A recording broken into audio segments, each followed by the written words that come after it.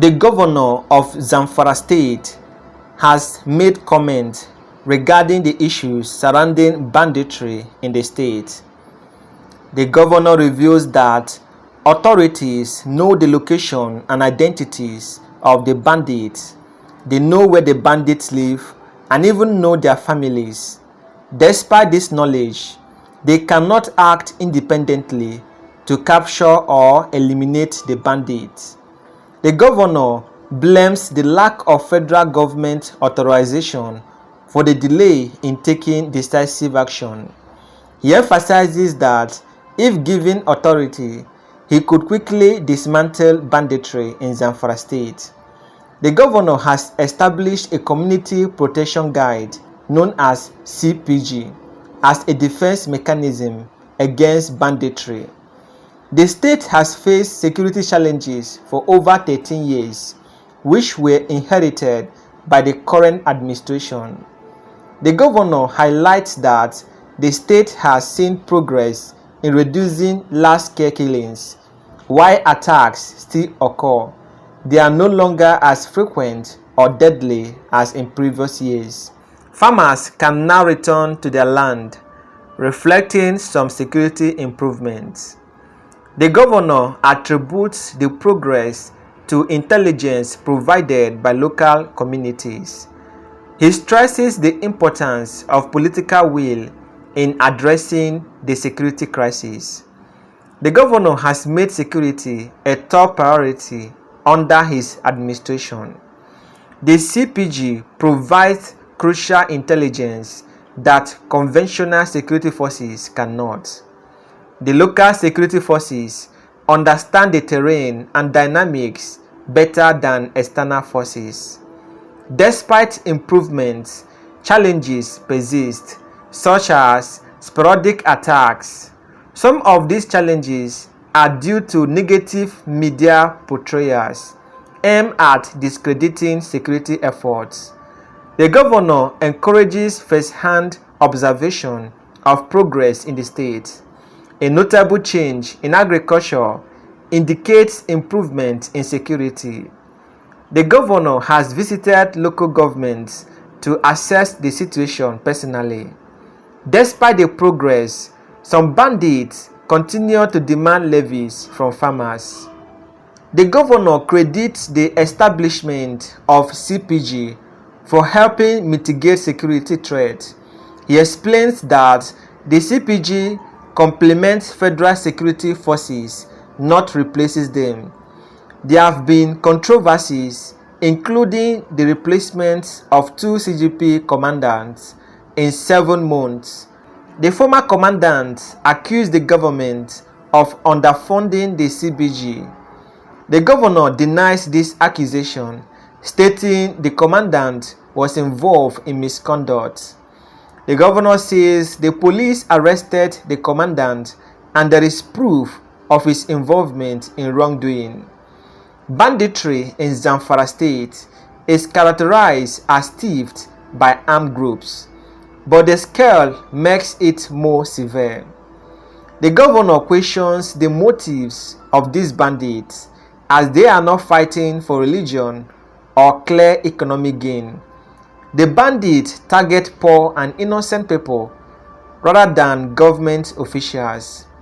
The governor is still searching for a clear explanation of the bandit motives. The federal government has a key role in the security of Zamfara and the broader northern Nigeria. The governor asserts that federal forces need to act more decisively despite challenges. The governor says federal forces have achieved some success.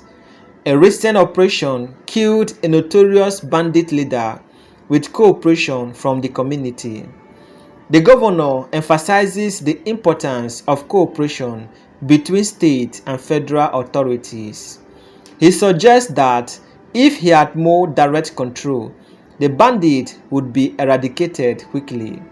He advocates for a proactive approach to attacking the bandits rather than waiting for them to strike.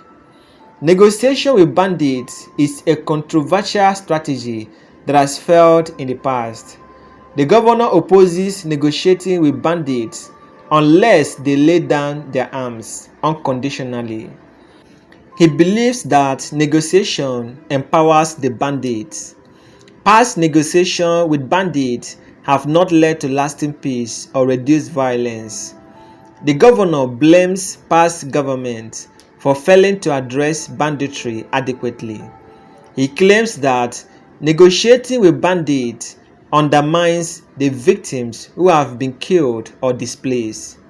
The federal government has previously engaged in clandestine negotiation with bandits in Zamfara. These negotiations were conducted without the governor's knowledge, which he criticizes. The governor says such negotiation made him feel sidelined, despite being the state security leader. He stresses that the state should be fully informed of any federal interventions in local security matters. The ban on mining in Zamfara, instituted in 2018, is still in place. The governor issued an executive order prohibiting traditional rulers from issuing mining consent. He suggests that there is a link between illegal mining and banditry in Zamfara state. Some bandits are involved in illegal mining operations. The governor has taken steps to stop illegal mining, but challenges remain. Mining could be a significant source of revenue for both the state and the federal government. The governor believes the federal and state government must cooperate to manage mining activities. Illegal mining may be fueling some of the violence in the state. I will play the video for you guys to watch and see for yourself. Feel free to share your thoughts, opinion and comments. Don't forget to like, share, subscribe and turn on notification icon to be notified whenever I drop new content. Well, let me begin by asking you, Mr. Governor, what is the current situation in Zamfara state? For those of us who have not been to Zamfara, and as the Chief Security Officer of the state, what is Zamfara dealing with? It's been a focal point in Nigeria when it comes to security crisis for many years. But what exactly are you dealing with? Well, let me start by admitting the fact that the state has been in this situation for the past 13 years. It is something that we inherited. And part of what we did, or what we're doing right now, is to make sure we put so much effort. And priority has always been our concern. Mm-hmm. That was the reason why, when I came on board, I formed the Community Protection Guard that is called CPG. And the whole essence of this is to complement the effort of the conventional security in terms of combating this menace that we're facing in the state. And I will say that they're doing very well in terms of assisting the conventional security because they understand the trend much better than the conventional security. So they provide the lead. And that is what is happening right now. And so far, we've seen a lot of success. The story is changing. In the past, if you hear anything about Zamfara, you realize that 200 people, 300 people are being killed. But right now, it's not the case. There has been some spontaneous attack here and there, but not the way it used to be in the past. So we're making progress. But how much of a progress really are you making? Because we still hear of, bandits making claims, asking people for levies before they can go to the farms, attacks here and there. So really, how much of a success would you say you have recorded with this local security you've put in place? Some weeks back, I went around all the local government in the states, and I've seen the level of agricultural development this time around, which wasn't the case in the past. So that is to show you that something is being done, and that is why people now have the ability to go to their farms and farm. That is ongoing. And of course, it's a state that has been in this situation, like I said, for the past 13 years. So there will always be issues here and there, saying all sort of things. And remember also, some are just for negative reason, not for the positive aspect. Because some would rather see everything negative about security so that they can use that against you. But the reality is we are making significant progress. If you have time, I will take you around the state for you to go and see. They say seeing is believing.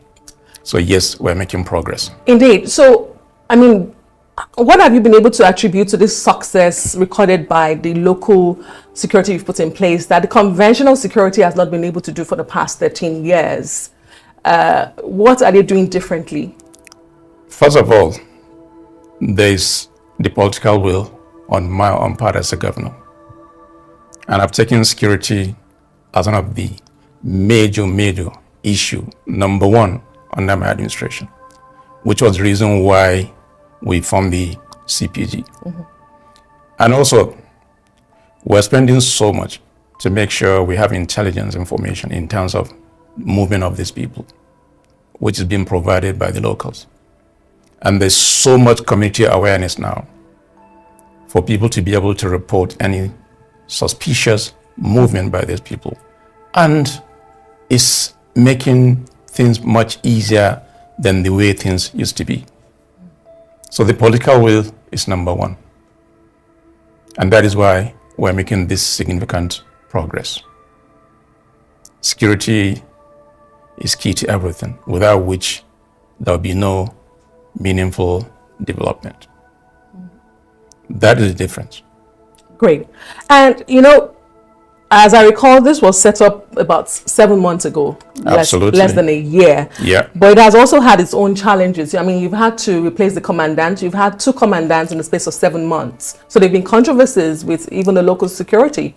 You know, you can never have a perfect system. But along the line, there will always be challenges. The essence is to learn from those challenges. If we realize in the course of doing this, there are issues here and there, then we need to take reactive measures in order to guard against future occurrence of such challenges. That was the reason why we had to replace some. If there's anybody with questionable character in the course of doing their job, of course it's our duty to make sure we take care of that situation. That is why you see some of these changes, and it's ongoing. Okay, but the story that was out there with the change of the commandant was that he raised some concerns and accusations that the outfit is not being equipped and is not being funded to fight the war you have set us up for. And then he was changed a couple of weeks after. That is not true. If you had listened to the police when he was arrested and interrogated, it was a different story. What we found out was that he was fully involved in that operation in murder. The records are there. You can get this information from the Commissioner of Police in Zamfara State. So it's not true. Great. Mr. Governor, I'd like to take you back to my first question when I asked you about what your state was actually dealing with. Because we hear banditry in Zamfara in the northwest of Nigeria. But by our understanding, and the simplest definition of banditry, involves groups of armed thieves. So these are thieves with just arms. Yet the challenge seems, grave, that the Northwest, and particularly Zamfara State, is not able to deal with a group of thieves who have arms. So do you feel the narrative is correct to say what you're dealing with in your state is banditry, or is it something more grave than that? Well, I mean, it all depends on classification. You can call them bandits, you can call them thieves, you can call them any name. But my understanding is what will be the reason for these banditry activities. That's number one. 2, if you talk about Niger Delta, I will say yes, there's an economic reason why people are fighting to get certain things. If you look at Boko Haram, you will say that it's a religious issue because they believe in their faith and therefore they want to defend their faith. What is the reason in Zamfara? We are the same people, 99.9% same religion. So what is the reason? What are they fighting for? This is the question. Have you been able to find an answer to that question? That is still what we're trying to do. because I cannot understand why. And imagine if today they're going after government officials, they say, okay, they have grievances with government officials, but they kill innocent people that barely even eat 1 square meal in a day. What could have been the reason? That must be crazy. And that is still what we're trying to find out. And to deal with that is you need to deal with these people decisively. And in taking that decisive measures, let's talk about the role of the federal government in all of this, because so far it's been your effort we've talked about. How much of an influence does the federal government have in, or has in, fighting this war with you in Zamfara state? What's been the involvement of the federal government? The security situation is not just for Zamfara. It's across all the northern part. However, Zamfara play a dominant role in terms of the banditry because this is where they hibernate. They move from Zamfara to Katsina, Niger, Kaduna, Sokoto, and so on and so forth. And you know, it's the responsibility of federal government to provide safety of people, lives and property, which is the security forces that include the military, the police, as well as civil defense. Yeah, they're doing their best. However, there's a need to do more to deal with these guys decisively. Like I said, we know where these guys are. We know where they live. We know their parents. You know them as a government. Of course we do. They live with the same community we live. So why is it difficult to get them? That is the $1 million question that I should ask you. We are trying to understand, for those of us who are now conversant with Zamfara, have never been there, and we hear you as a chief security officer speak tonight to say, you know these people, but yet you can't get them. It's a head scratcher. It is something that we are trying to all put our heads together. That is why, from what I can do as a governor, to have this CPG as a first line of defense. Of course, military are there, police are there, as well as civil defense, but they are not under my control. They are under the control of federal government, and they are doing their best. Like I said also, our security forces have the ability to crush these guys. But they are not. They're trying their best. Trying their best. Like what happened within the last 3 days when one of the major kingpin, Halilu Sububu, was killed.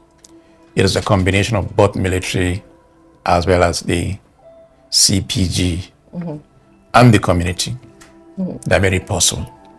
And I commend them for that.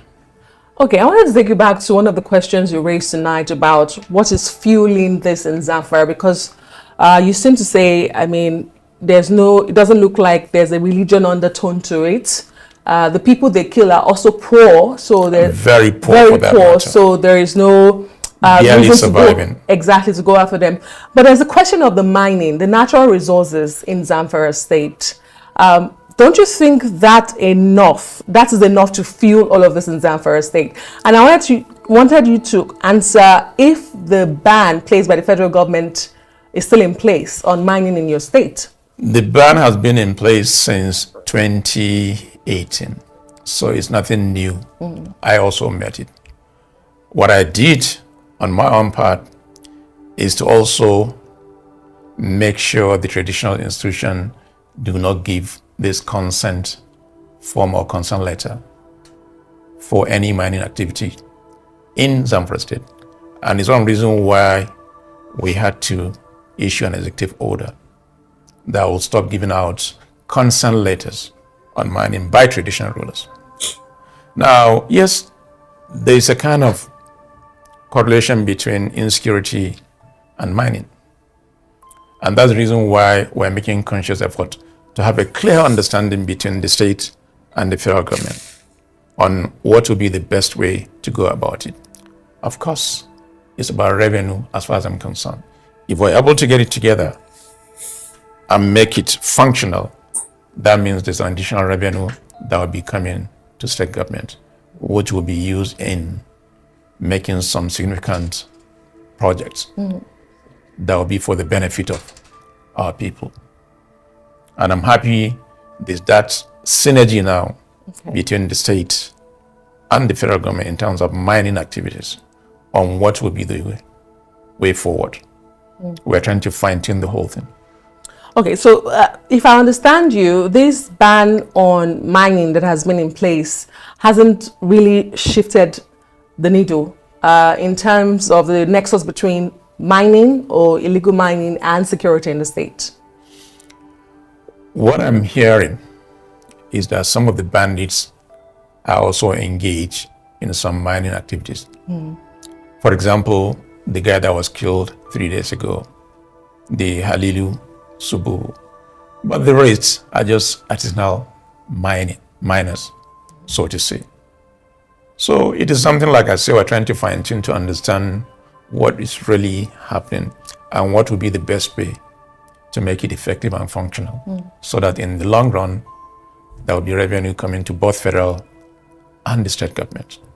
And it's ongoing. Okay. For those who don't understand how our constitution works and the power sharing formula of the exclusive, the concurrent lists and all of that, as to why the governor and the chief security officer of the state seems powerless. Let me ask you, if the reverse were the case, if you had the powers as the governor of Zamfara state, what would you do differently? What I will do differently is to go in there and crush these guys within the shortest possible time, because they are under my command. But right now they're not under my command. So I have to rely on federal government to give instructions. And that is why this collaboration between the state and federal government is important. And for now, it's kind of seamless. And this is one of the reasons why we're able to get this guy and kill him 3 days ago. So my prayer now is to sustain this effort. If we're able to sustain and take the war to them, not wait until when they are attacked, I think within the shortest possible time, it will be a different story. Interesting. Let's talk about more efforts. There have been previous efforts to negotiate with bandits in the past. Previous administrations across various parties and various states had tried it. Did it work? Well, it appeared. Was there any difference? But there was a channel. Was there any significant changes? Those are valid questions, but it did happen. I'm asking you. Well, we heard stories of how they failed, but initially they were set up. So the question is... That is the reason why I said, for me, yes, I will not negotiate with a bandit. great. Mr. Governor, let me just ask you the question, because Yes. I was laying a background to it. That Okay.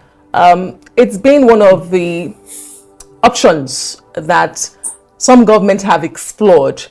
And you made the headlines late last year when you accused the federal government of negotiating with bandits in your state without your knowledge. I believe the phrase you used was clandestine negotiations. So they do exist. Why don't you want to explore that? Is it because they have failed in the past, as you have highlighted? Adesha, this is not the first time we had of such understanding or negotiation, to call it, between federal government or even the state government and the bandits.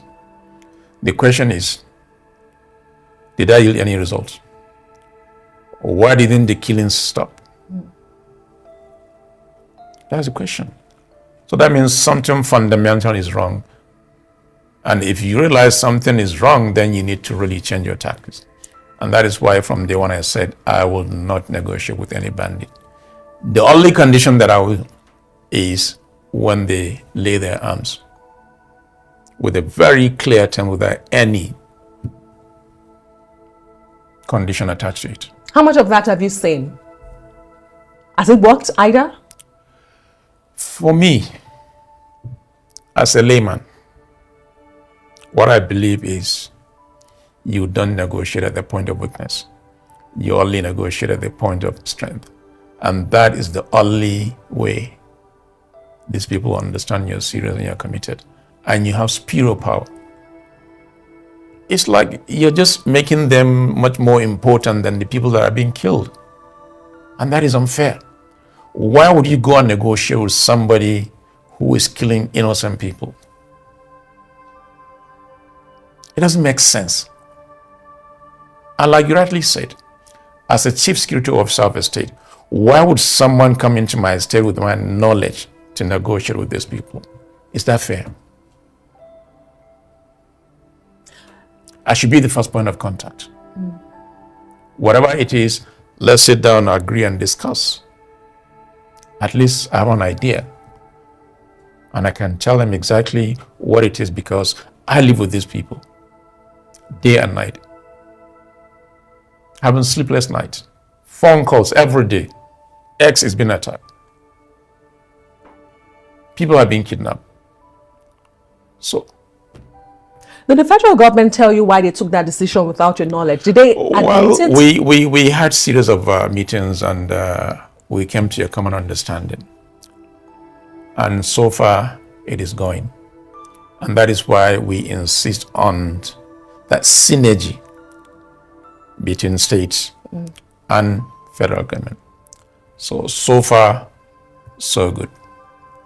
And my prayer is it should be sustained so that we can get to the end of this banditry. These are just few people terrorizing people. You think they are more powerful than the state?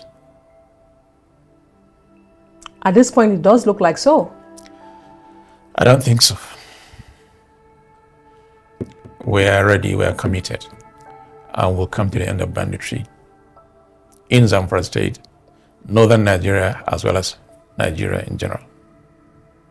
That is reassuring, and we really do hope that that comes to fruition. Absolutely. And I think every Nigerian... We've started doing that. We really hope for that. And it will be sustained. Indeed. Well, speaking about clandestine operations or negotiations, very recently there was a letter allegedly signed by your secretary to the state government. It went viral. It requested a sum of about 1.3 billion naira, I recall, for settlements with some bandit kingpins for you to be able to carry out activities in the state. Well, your government came out very quickly to deny that. But where did that letter originate from? I mean, it's a couple of weeks after. Have you been able to identify where it came from and who was behind it? First of all, it was a very, very big mischief.